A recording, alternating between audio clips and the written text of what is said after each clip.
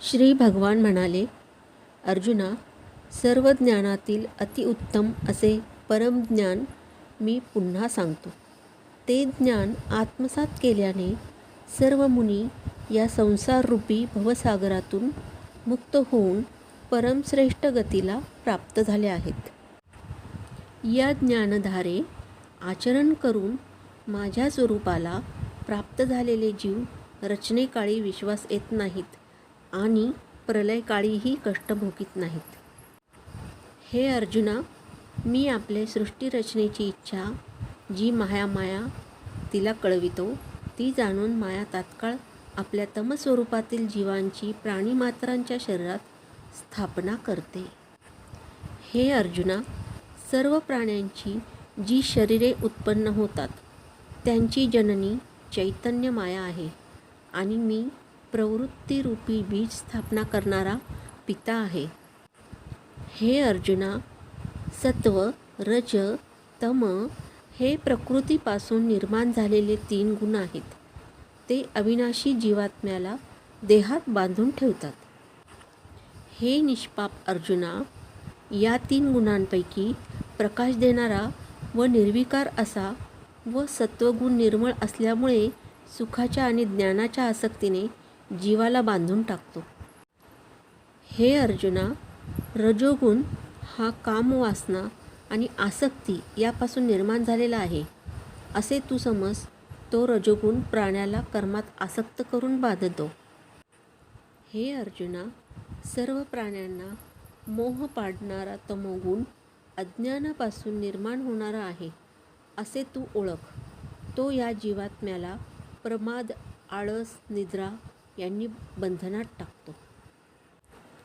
हे अर्जुना, सत्वगुण सुखात आसक्त असेल करतो. रजोगुण कर्मात आणि तमोगुण ज्ञान आच्छादून दुष्कृत्य आचरण्यास प्रवृत्त करतो. हे अर्जुना, रजोगुण व तमोगुणावर प्रभुत्व मिळवून सत्वगुण वाढीला लागतो. सत्वगुण आणि तमोगुणावर प्राबल्य वाढून रजोगुण प्रबळ होतो. त्याचप्रमाणे सत्वगुण व रजोगुण यांच्यावर प्रभुत्व मिळवून तमोगुण वाढतो. जेव्हा या देहात सर्व इंद्रिये व अंतःकरणात प्रकाश आणि ज्ञान उत्पन्न होते, तेव्हा सत्वगुणांची वाढ झालेली आहे असे समजावे. हे अर्जुना, रजोगुणांची वाढ झाली असता लोभ, कर्म करण्याची इच्छा, अशांती, मनाची चंचलता, विषयभोगाची इच्छा इत्यादी विकार उत्पन्न होतात. हे करुणनंदना, तमोगुणाची वाढ झाली असता कर्तव्य न करण्याची प्रवृत्ती आणि अज्ञान, प्रमाद, मोह हे दोष उत्पन्न होतात. सत्वगुणांची वाढ झाली असता जीवाने देह सोडला तर उच्च प्रतीच्या दिव्य म्हणजे स्वर्गादी लोकांना प्राप्त होतो. रजोगुणाची वृद्धी झाली असता मरण आले तर कर्मात आसक्ती ठेवणाऱ्या मानव योनीत जन्म होतो. तमोगुणाची वृद्धी झाली असता मृत्यू आला तर पशुपक्षी इत्यादी मूळ योनीत जन्म पावतो. सात्विक कर्माचे सात्विक व निर्मळ फळ सांगितले आहे. रजोगुणांचे फळ दुःख आणि तमोगुणाचे फळ अज्ञान सांगितले आहे. सत्वगुणापासून ज्ञान उत्पन्न होते.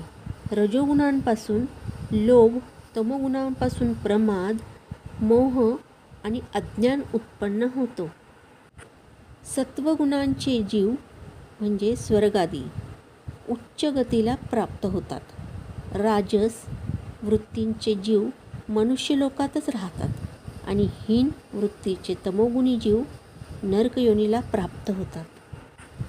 ज्यावेळी जीवात्मा प्रकृतीच्या 3 गुणांखेरीज दुसरा कोणी करता नाही असे समजतो आणि 3 गुणांच्या अत्यंत पलीकडील निर्गुण तत्वाला जाणतो, त्यावेळी तो पुरुष माझ्या स्वरूपाला प्राप्त होतो.